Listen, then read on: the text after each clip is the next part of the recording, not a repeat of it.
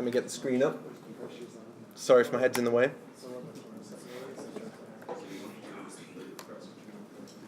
All right. So, hello everyone. We're going to learn some Blender 2.8. I guess I should start off saying maybe just a little introduction about me. I've just been, I've learned a lot of Blender and game development stuff just at home since 2014. Currently, I work at Epic Games as a junior environment artist, where we use Blender, just FYI. And my art lead also prefers Blender as well. He's trying to get the whole team on board. Or at least persuade everyone. But anyway, so that's kind of my background. Today we're going to go over how to make modular environment assets. So we'll go over in more detail what that means. But basically you can think of it like building like a wall piece that you can repeat over and over inside of Unity to get a sense of level design or something, or create a level or a building or something like that. But we'll cover that in more detail. Right now I have the meetup page on, which at the bottom I commented on here. If you click this link, it'll give you the link to all of the learning resources that I'll be using. So I've got kind of a tutorial doc that I've made. I've got a hotkeys reference. I tried to cram in as many as I could in there because Blender's all about hotkeys. That's what makes it fast. And other tools, of course. And then I also have the tested Blender 2.8 versions in there as well, in case one that you may already have crashes. I've got one that is more stable and tested in that folder. So that's where you can get all that. So let's go ahead and open up our doc. Should we open it too? Yeah, if you want to open it and follow along, I think that's going to be the most beneficial to you because I'm going to try and move swiftly on. But I think doing an introductory phase or lesson or workshop on 3D modeling. 3D modeling is so deep that it's hard to retain everything all in 1 hour. So I put this together so then hopefully you've got this to refer back to as we're going through and even afterwards as well. So we're just going to be following this this doc. I spent hours making this, so please appreciate it. Anyway, so if you don't have this outline thing set up, that's the very top of it, go ahead and make that. I don't know if it's already on by default on your screens or not, but you can just click on View and Show Document Outline, and that will give you this contents sidebar thing so you can easily navigate. So, let's begin. So if you haven't already installed Blender, let's go through this really quick. You go to that link that I showed you, it's on the meetup page, and then download the zip. When you download the zip, you need to extract it, open the folder, and then look for the Blender application file. It's in a, if you open it like this, it's got all this stuff in it. You don't want to put this anywhere yet because now, while Blender 2.8 is in beta, it's changing like at least once daily, meaning sometimes more. So you want to be switching those out. What I do when a new version comes, I'll actually take, this is my current version that I use, I'll move it over here, and then whatever version I download, I'll actually put it over here. So if it crashes, well, I can go back to this one and use that until another stable one comes along, then I'll move that back. So that's something I like to do. Don't dock it on your taskbar because this changes all the time, or at least the folder. So anyway, there's that. What else? Alright, so if you're opening Blender for the first time, you'll be presented with this quick setup screen. I recommend putting spacebar as search instead of play or tools, because then you can search for any tool that you need, and everything else is fine. Select with left. I don't know why Blender ever went to right in the first place, but in previous versions it was always right click to select. That was the main thing. Glad they're changing their ways. So go ahead and hit next, and then you'll be greeted with this screen. I wish I could like expand these pictures, but I'll just go into view mode and. Sorry, did you say for spacebar to use search? Yeah, I use search. Okay. Yeah. Skip past that part. How do I get back to it? If you want to get back to it, you can go and edit preferences, and then you can you go under. I can show you real fast. And this isn't necessary, but if you want, edit, preferences, and then on the left here, look for key map, and then on the top of the window where it says name, you can change that to key binding. So if you change it to key binding and then type in space, you can, for me it says search menu. You But can also, if you get rid of that option, you can see spacebar action right at the Oh. top there. That's amazing, thank you. That's like right in front of our face. So anyway, there's that. All right, let's see how we're doing on time. We've only just started. All right, so if you're opening Blender now and you've gotten past that screen, go ahead and just hit General on this new file window that comes up. All right, moving on. Hopefully you're following along. Talking about the interface, we have a picture right there that shows the 3D view. We've got the outliner on the right, the properties tab on the bottom right, and the animation timeline on the bottom. I never use the animation timeline because I never do animation, but you can animate different like properties and values and things as well as 3D objects. But anyway, story for another time. The different properties that we have here. We've got active tool properties, meaning whatever. I think it's a mix between like whatever tool you have active and whatever modifiers you have. You can access some special things there. I hardly ever spend any time in there. The global properties section is for, the properties that are for the whole scene usually. And then you have the object properties, which are object specific. Whatever object you have selected, those are the properties for that object. Moving on, those are my red notes to fill that in, but hey, I just let you know. All right, 3D navigation, here we go. You can rotate using the middle mouse button, and this is all standard. I've actually changed mine, but I've wrote the original ones down. Rotate with the middle mouse button, holding it down. You got zoom, and that's scrolling, or you can do control middle mouse button to go in and out smoothly. And then you can pan with, shift middle mouse button. And I think I actually put mine to Alt, because I actually came from Maya to Blender. And I'm just used to Alt doing all these things. So anyway, there's navigation, get used to that. Okay, what do we have next? All right, planning our approach. So yes. Can I ask a question? Oh yeah, and any questions at the end of our sections is perfect. I used to do a ton of 3D Studio Max. Okay. And then I don't do very much anymore. But when I first started using Unity, I was like, duh, this is the way every 3D navigation tool should work. It's like the velocity keys and the mouse that works like a game as opposed to something else. Blender's pretty open-ended. Are there things you can download or patch in? Is there any way to make it control more like the Unity interface so that when you go between the two, it's less of having to. And if the answer is I don't know, that's fine. I'm just curious if you. Yeah, actually, there is a fly mode. I tried using it once, and here, let's press spacebar. So if you press spacebar to search and type in fly navigation, that's what that is called. Click that. At the bottom of the screen, I put this in the doc plenty of times. But at the very bottom of the screen, woo, that's funky. At the very bottom of the screen, we have, these are like the current tool tips. So it tells you how to function and all that. So I've never used this before, but hey, if you want to find out how, that's how you find out how. Or Google it. Press space to get out of it too. Press space to get out of it. Thank you. And sometimes I've noticed that if you use that, your view can be distorted.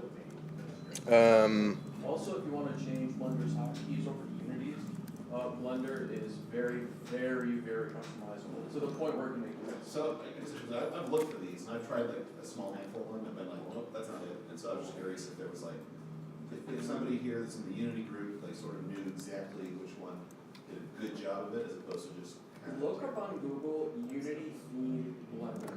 That's most likely going to get you the right result. All right, I'll check that out. Cool. Yeah, and post that on like the event page or something. Just comment that. That's perfect. So, anyway, number 2, planning our approach. I feel that something that isn't talked about online a lot is the approach or the thinking behind making what you're about to make. You can know all these tools, but if you don't know how to go about doing it, what's the point? How do you look at something, how do you look at this bottle and say, oh, I know exactly how I would go about modeling this? You know, it's a cylinder, but then what? You know? And doing it in an efficient way that you're not running into yourself and fighting yourself, that's really important, and that can help you build your stuff faster too. So this section is all about that approach and how to model effectively, going from big shapes to small shapes. So we'll cover that right now. Some questions to think about is, what is the purpose of my object, and will it be viewed up close? Is that these are like, you know, is it for a game? And if it's for a game, is it going to be viewed up close? If it is going to be viewed up close, then it needs a lot of geometry to show that detail. Or, you know, we don't want it looking like it came from N64 or something. We're 2019 now. So we can move on. If we're making like a mod for a custom N64 game. Then that's perfect. So the answers to these questions are to serve as a modular and repeated game environment asset or assets. And they are going to be viewed up close, so yes, we need to make sure to provide enough geometry to present the form cleanly up close. So any curves especially, curves need to have plenty of geometry so that they don't look blocky. Not too much, but just enough to give the idea, and so it's not sticking out to the eye, and we'll go more into that too. We also need a clear idea of our look and what we're doing. So for this, we're going to go through a sci-fi look. I'm sure plenty of you have been kind of going all over this doc and have seen that picture. And when you're planning, modeling an object, if it's just in your head, you're gonna have a much harder time. Like, doodle it or Google it. Draw it out or something. Draw it out at different angles. Get the sizing right, and make those decisions before you get into the tools, because that takes a long time when you're thinking on the fly. Get it all decided beforehand, thinking beforehand. Get a solid plan, and then you can run. So anyway, there's that. And we'll be going off of this design that I just Googled because I searched in modular environment pieces, so that's what came up. But anyway, if we take this apart, we can take this apart into different pieces. We've got this yellow piece. It's one curved piece for any convex turns. We have a small straight piece, a long straight piece, and a red. We've got this concave curve. And then using all these, we can build all various different hallway variations and things like that for our level designs in Unity. So now going into our approach to modeling, now we need to focus on the big details. Like if you were to put it all in black and white, if the background was black and the object was white, like what are the main shapes you see? So if I was doing a cup, then it's a cylinder with, I guess, kind of a torus, as they say, or a ring.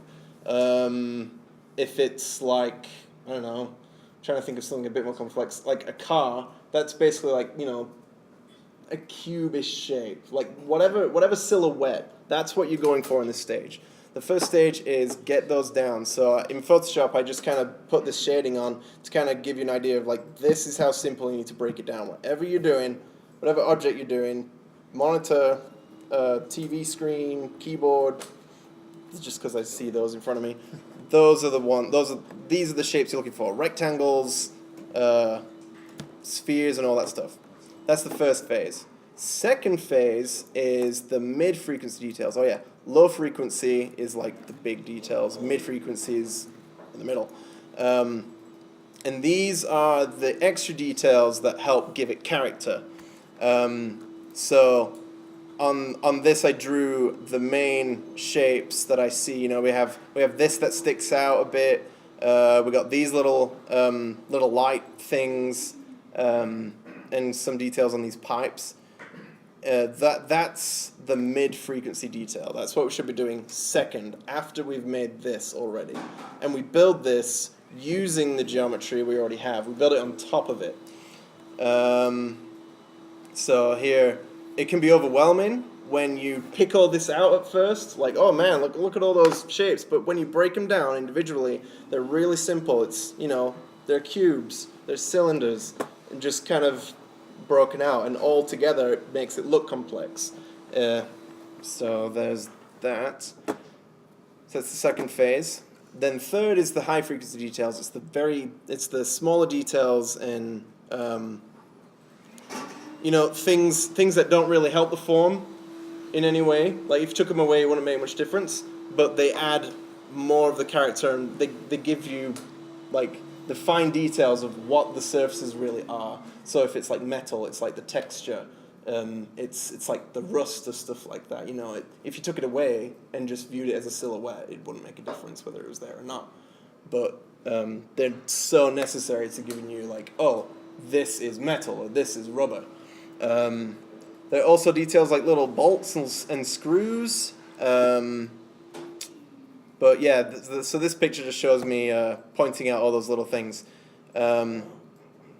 So a lot of these details are done through the texture map,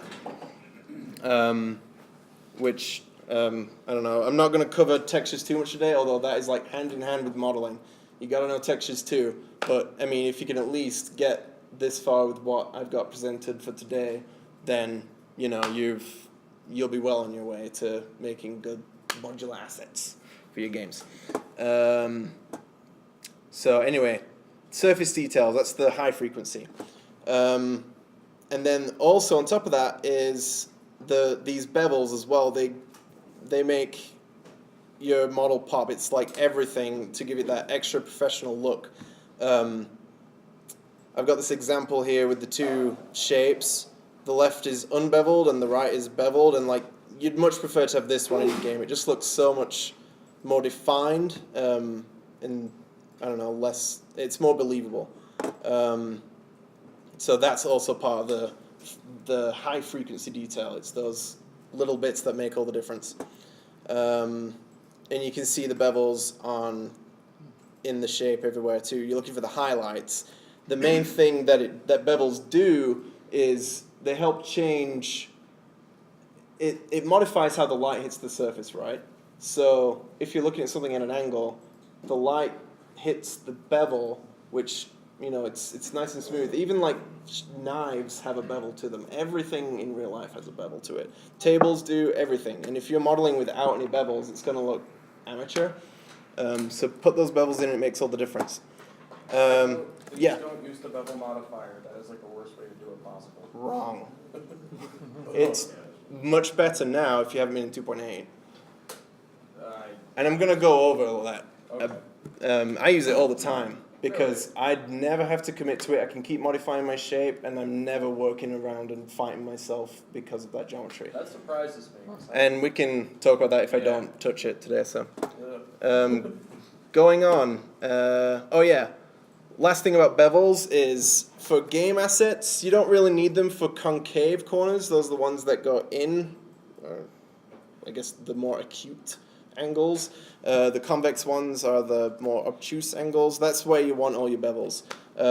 Because if you have bevels on concave, like it's not helping get a sense for the shape. It's not really doing much to the mind and to the eyes if you have those in there, unless they're, you know, if they're necessary. Like if it's a bigger one, you'll probably want it. So anyway, there's that for bevels. Textures and materials. Oh yeah, so that's also part of the last phase. We kind of covered that, but making those things, it's adding those things that make it look metal. It's adding like the roughness detail, like, oh, is it shiny or not? If it's carpet, it's probably not shiny. If it's this table, it's going to have some shine to it. And it's those things that make that material definition. So, and as I'm going through this, like, I'm not just gonna read it all the way through. Obviously, I haven't been. So, I don't know if you're kind of reading in between or looking at it afterwards, or this. I'm actually recording this. And this is going to be a video, so I'm going to put it online. You can pause me right now, and then go through this. So, and then, Thank you for doing that. yeah, I'd like to have your feedback too, because I really want there to be a resource out there that helps people get on their feet really fast, modeling stuff themselves. So you talked about how you plan it out first before you do anything on the computer or anything in Blender. What type of stuff do you have on hand then when you actually start? Or do you like draw it all on paper and then throw away all the paper? Keep everything, as much reference as you can have, keep it next to you. Because you're looking at that and you're helping, I like this shape, I want to stick with more of that and go for that look, or, those are all your decisions there. So as you're doodling it out, you're just helping get a sense of scaling. What type of references do you have, and like, how much? It depends what I'm doing. Like if I'm doing like a realistic object, I'll just Google an object, like a garbage can, for example. Like I'll just get all references of whatever garbage can that I'm going for, and I'll figure out how to, like what makes it interesting. Like how can I push it to make it more interesting? Things like that. I don't know. Does that answer your question? Sort of. It feels like you could plan forever before doing the Blender, or you could just not plan enough and get into big trouble. Oh, I see. So how do you know how much to plan for? Yeah, and then how do you keep track of all that planning? Just depends on the person. Really, and when we start making this, you'll see, like, what we have now is enough reference to get, like, as when we're creating something, we know what kind of shape and design we're going for. It doesn't have to be exact, but if we can get something in that area, then we're good. If we can make it look similar enough in the end, that's what we're going for. And that's really the big question. So, If I can add some additional information, this entire concept is called concept art. And the entire purpose of concept art is for an individual or a team to provide the vision of what the 3D modeler is going to model. In large studios, there are entire teams that are just dedicated to creating the look and feel of an environment. And then they pass that over to the modeling team, who then bring it to fruition. If you search pretty much any game followed by concept art, you'll be able to find almost anything on pretty much any game. And it will give you a good idea of the content that they create, which will give you a good idea of where a good middle ground is between not having enough details and having too many. And some of like the AAA studios, their concept art is incredibly detailed, like pure works of art. and sometimes there's not enough detail, and they want you to kind of like, this is the rough idea, just make something in that. And then if you're in that situation, maybe you're more comfortable with just, all right, well, doodling out just the different variations of what you could do, or you're just, sometimes you are just modeling on the fly and getting a feel for things. But the more thinking you do behind, the less you have to do of that. And really, that's what's key. It's not bad to be modeling on the fly. It's just bad to have done no thinking beforehand and not have any plans. So the more you do beforehand, the better it will be. Just a question. So you made these silhouettes and things for this presentation. Do you normally do that when you're getting? I don't actually. You just kind of get an idea in your head of what parts are what. If you're doing modular pieces, then what you can do. Okay, here's an example of like, let's say I wanted like some city building for my level in Unity, right? I just Google. I Google some kind of skyscraper or something. Or maybe it's like an older building, like a New York building or something. I can take that picture and go, okay, what repeats? And then like say like, oh, the windows repeat. So I want a piece for the window that I can repeat. And then there's like edges and ornamentation that repeats. Well, I just want one piece that I can repeat. You're just looking for those repeating things, and you can draw those out if you want, or just in your head. I don't know. As long as you're doing that thinking beforehand, that's really the important part. A real quick note too, for asking where you store your reference. There actually are a lot of reference websites out there. I'm not 100% sure, but I want to say that there's one literally called reference.com that's actually for reference for concept artists that you might want to check out. Now don't quote me on that. I know it's being recorded, so I mean, if there's a comment in the internet, ooh, oh my, it might correct me, but I want to say that there are. It's called reference, it's just the word twice. Oh, is it? Yeah. Okay, so you know what I'm talking about. So are we good enough on that? Yes. Okay. So going on, planning in a modular way. So to really make the best of modular assets, repeated assets that we can, duplicate in the game engine and make our own designs and stuff with, we need to be using the grid system so they can snap together like Lego. So the origin or the pivot, if you've been using Unity a lot, that pivot needs to be on like the corner, so then you can line the other one right next to it. And typically, your assets should not be anywhere over or under a unit. They should be like exact on a unit. That's just going to make your life so much easier. So be thinking of that in mind as well when you make this. And I'm talking about this on here on the dock. So marking these as separate assets and kind of lining out a grid on the dock as well on the picture. I have X's showing where our origins would need to be, our pivot points for each object. We can say that this yellow piece is 1 by 1, this green is 1 by 2, and this blue one is 1 by 4, and then we have another 1 by 1.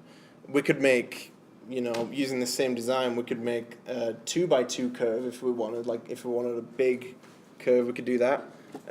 Up to you. So this is our plan that we've got right now. Let's see.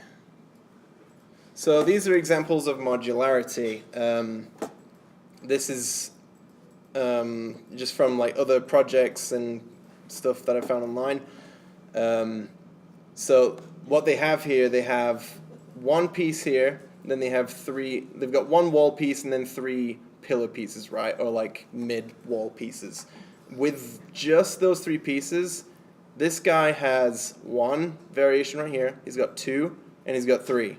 He's got 3 variations, and with just those pieces, he can make all that. He modeled 1, 2, 3, 4 things, and 3 of them are almost the same. And he's got all this with just that. If you can master this thinking, or like if you can prepare for that kind of thing, the work you have to do is so minimal to get to be in Unity and designing levels and things like that. So you don't have to spend a long time in the modeling phase. More examples, we have road pieces here. A lot of games will just use planes like this and just stick them together, just like Lego. Here's a pipe obstruction, I don't know. Just using these 3 pieces. We have more pipe pieces here that you can build all kinds of things with. This is an interesting one. Instead of cutting it off on the line, they actually, with the texture, they cut around where the bricks would be and where it would interlock, and it matches up perfectly with every single piece they've got, so that works fine in his case. So yeah, that's some more pieces over here. On this picture, this is for this big old building, kind of what I was talking about earlier. It points out this is where the pivot needs to be. This is 2 meters long, which is like the standard. A meter is the standard unit, I think, for across all 3D programs, most 3D programs probably. And just using these pieces, he made this entire building. So like this is hardly any modeling. He's like took a texture on a plane and cut out a window piece here. And same thing over here, just plane with a cut out window piece. With, the textures are good, but it's very minimal modeling.